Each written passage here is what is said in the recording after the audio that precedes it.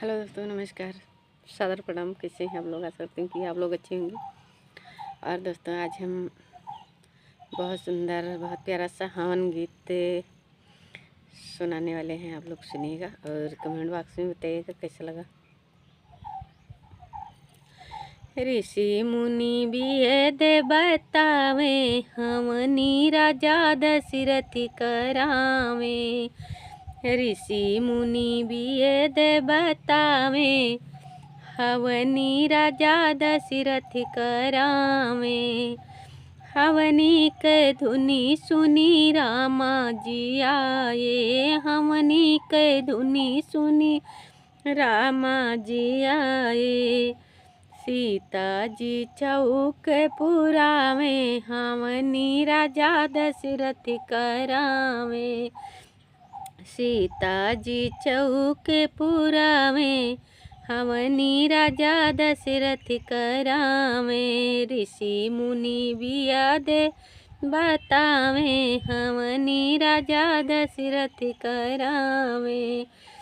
हवनी के धुनी सुनी शंकर जी आए, हमनी के धुनी सुनी शंकर जी आए।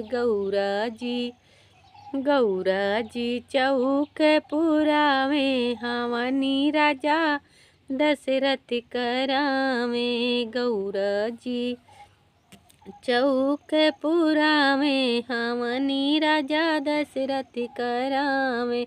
ऋषि मुनि वेद बतावे, हमनी राजा दशरथ करावे। हवनी के धुनी सुनी विष्णु जी आए, हमनी के धुनी सुनी विष्णु जी आए। लक्ष्मी जी चौक पुरावे, हमनी राजा दशरथ करावे। लक्ष्मी जी चौक पुरावे, हमनी राजा दशरथ करावे। ऋषि मुनि वेद बतावे, हमनी राजा दशरथ करावे। हमनी के धुनी सुनी कृष्णा जी आए, हमनी के धुनी सुनी कृष्णा जी आए। राधा जी चौक पुरावे, हमनी राजा दशरथ करावे। राधा जी चौक पुरावे, हमनी राजा दशरथ करावे।